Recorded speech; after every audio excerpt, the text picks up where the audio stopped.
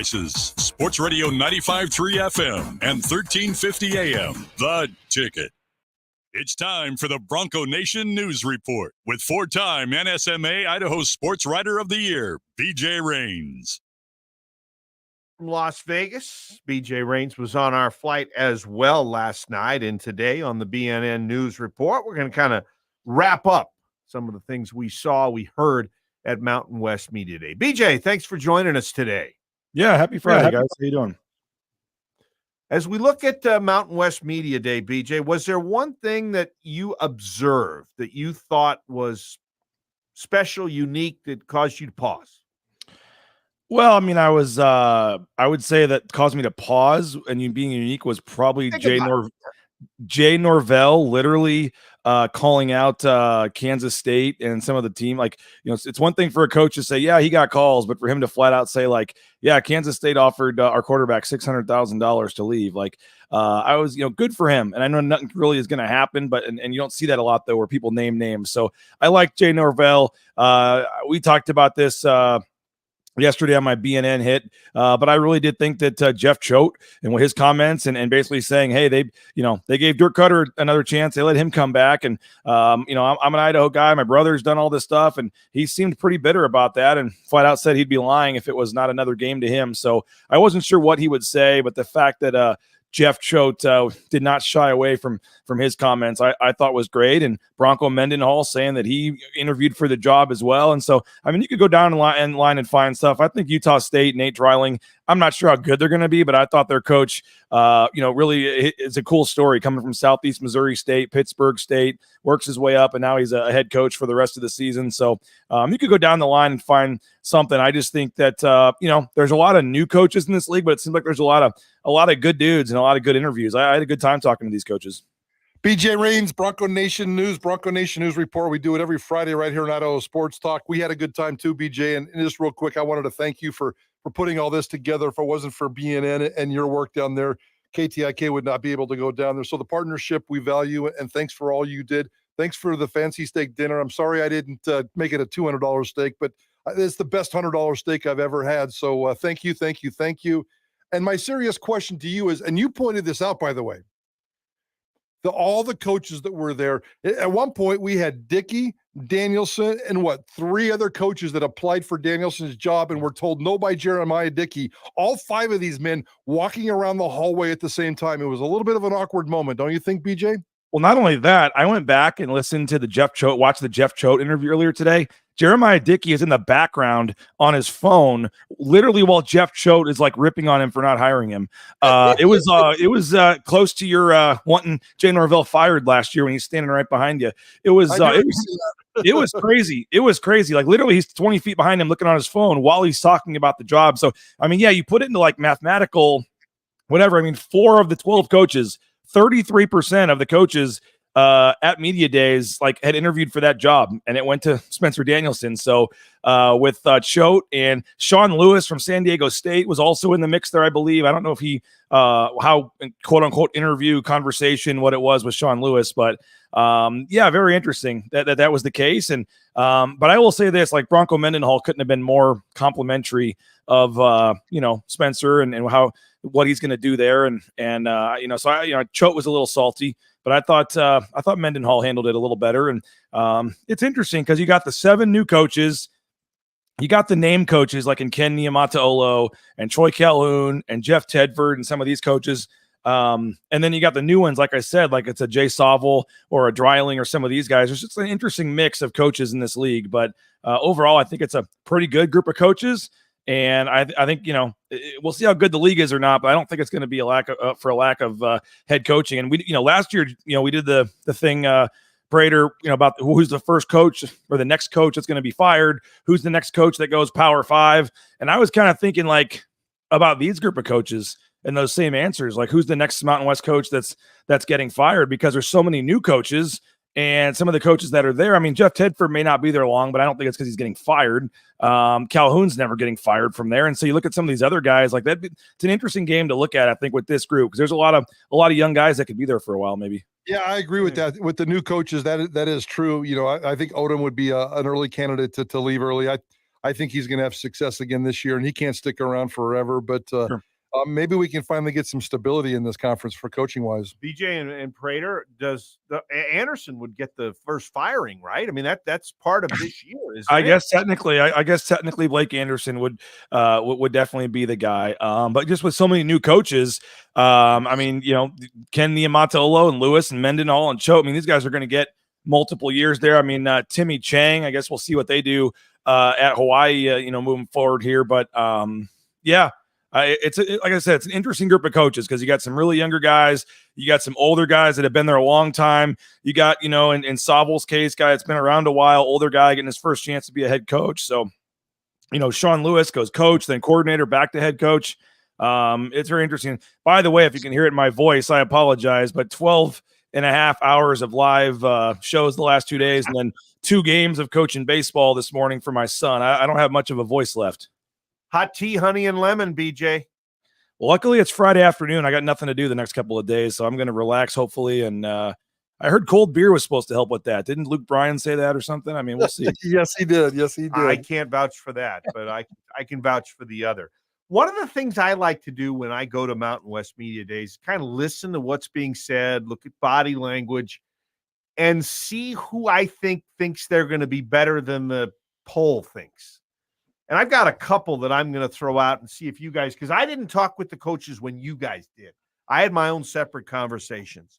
The guy that I think that actually there's 2 that I think feel they're going to exceed what people expect.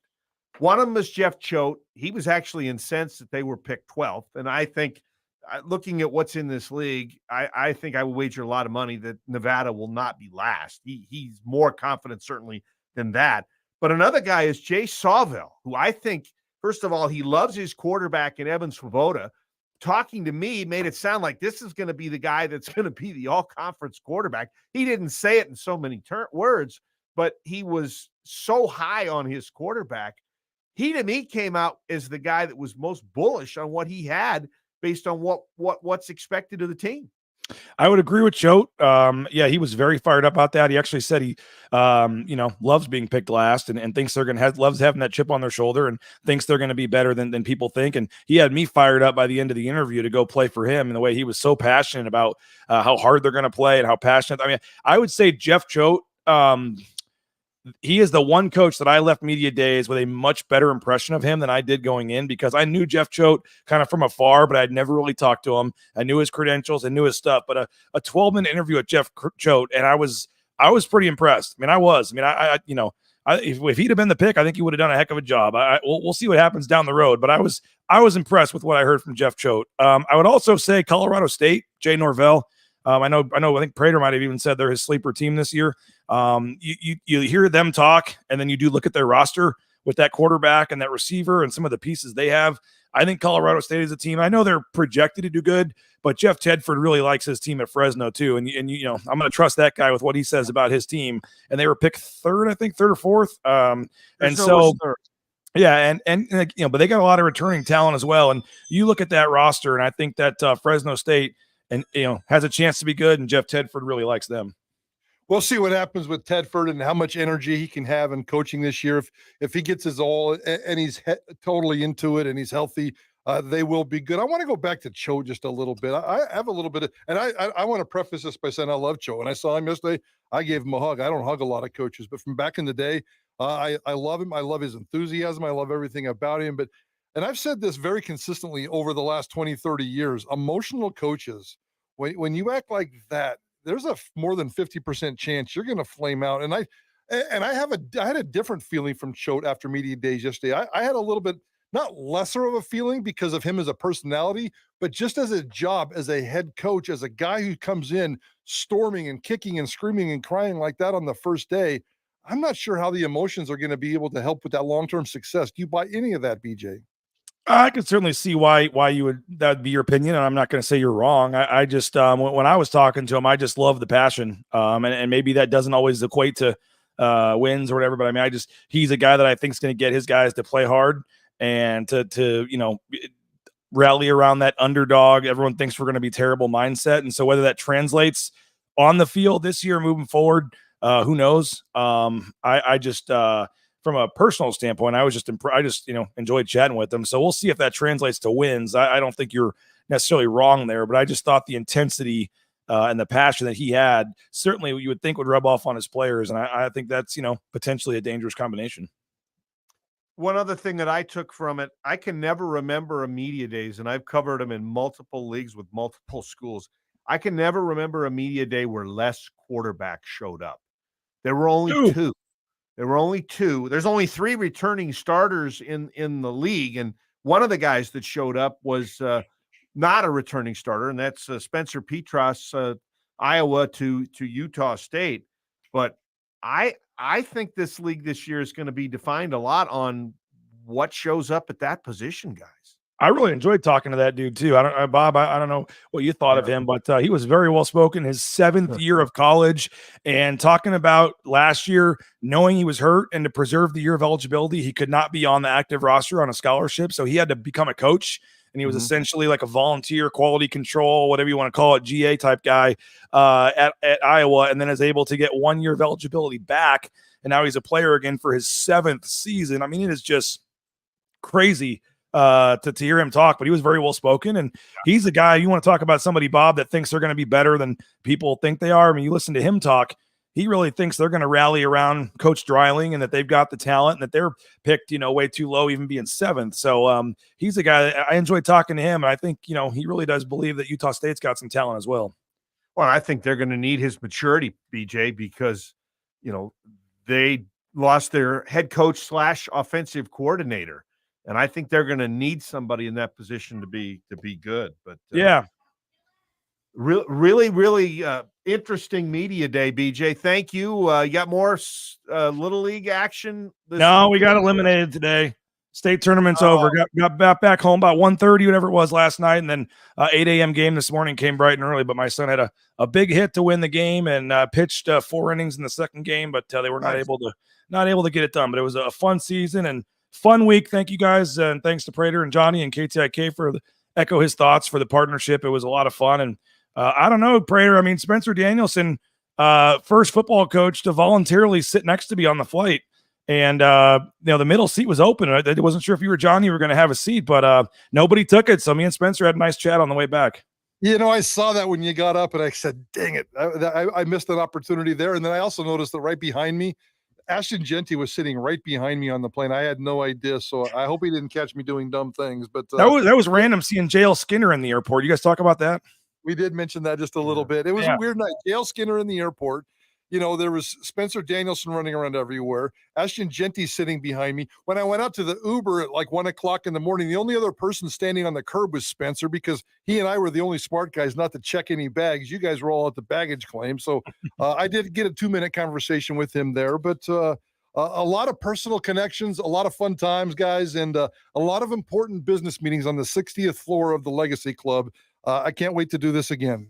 Fun time. Great weekend. It was a great week. It was awesome. And time to recharge and get ready for fall camp. But what is it, 3 weeks from today, Prater? I mean, it's going to be here before we know it. 19 days, baby. 19 days. Wow. Thanks, BJ. Have a good weekend, guys. Thanks. Now that the summer heat has arrived, and boy, has it arrived, it's time to apply Zamzo's Humigreen. It will help keep your lawn green while using less water and without the excess growth. And it's never too late to sign up for the Zamzo's Lawn Program. Hurry into your nearest Zamzo's location today. JP's got an update on the Houston AD search. We'll be back with more after this on Sports Radio The Ticket. Idaho Sports Talk with Prater and the Ballgame. So many